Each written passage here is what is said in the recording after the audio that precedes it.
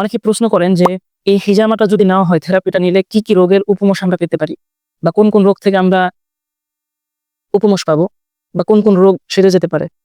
যেমন কিছু কমন কিছু রোগ আছে, যদিও হিজামাটা সব রোগের মহা ঔষধ বলা হয়, কিন্তু কিছু কমন রোগ আছে, যেমন হাড় ক্ষয়, অনেকের আর্থ্রাইটিসের সমস্যা আছে, বাত ব্যথা, সায়াটিকা, শরীরের বিভিন্ন জায়গায় পয়েন্টে পয়েন্টে জ্বালা পোড়া, যে কোনো ধরনের ব্যথা, চুল পড়া, চর্মরোগ, রক্তে চর্বি, অ্যালার্জি, হার্ট, ফুসফুস, এরপরে লিভার, কিডনির, এগুলোর অনেক বড় বড় রোগ আছে। যেমন হার্টের সমস্যা হয় অথবা হার্ট অ্যাটাক হয়, সঠিকভাবে পাম্পিং করতে পারে না রক্তগুলোকে, লিভার ক্যান্সার হয়, ওখানে পানি জমে, রক্ত জমে, কিডনি পাথর জমে, বিভিন্ন বড় বড় অর্গান, ভাইটাল অর্গান, এগুলোর রোগ আপনি উপমশ পেতে পারেন, এগুলো থেকে মুক্তি পেতে পারেন।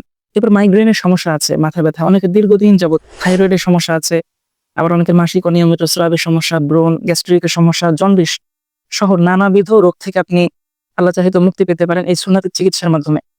তাই এটা লিস্ট আছে আমার কাছে, 60টি রোগের আপনি মুক্তি পেতে পারেন, যেটা অভিজ্ঞতার আলোকে প্রমাণিত এবং হাদিসের আলোকে এটা প্রমাণিত। আর এটা কিভাবে কাজ করে দেখুন, আমাদের শরীরে বড় বড় ভাইটাল অর্গান আছে, যন্ত্রাংশ বলে, যেমন হার্ট, কিডনি, এভাবে অনেক অর্গান আছে।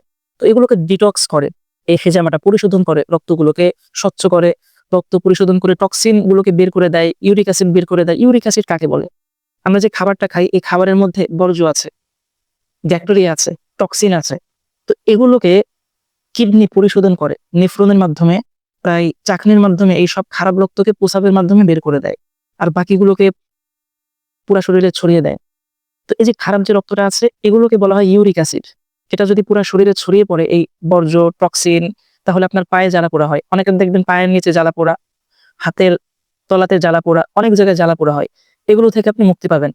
এরপরে আমাদের শরীরে জয়েন্ট পেন আছে, যেমন পায়ের নিচে জ্বালা পোড়া, ব্যাক পেন, ঘাড়ে ব্যথা, মাজায় ব্যথা, হাঁটু ব্যথা, এরপর নিতম্ব, পায়ের সমান সমান নিচে ব্যথা, পায়ের বাটিতে ব্যথা, টাকনুতে ব্যথা, গিরায় গিরায় ব্যথা, এগুলো থেকে আপনি ম্যাজিকের মতো মুক্তি পেতে পারেন। এরপর হরমোনাল ইমব্যালেন্স করে, দীর্ঘদিনের মাথা ব্যথা, এটা থেকে মুক্তি দেয়, ব্রণের জন্য কার্যকর। এই থেরাপি নিলে আপনার মুখে কোলাজেন সৃষ্টি হবে। আমাদের মুখে কোলাজেন নামে একটা জিনিস আছে, যে কোলাজেনের কাজ হচ্ছে আমাদের মুখের টান টান করা চামড়াগুলোকে, এবং ব্রণকে মুক্তি দেওয়া। তো এটা যখন কমে যায়, তখন মূলত ব্রণটা সৃষ্টি হয়।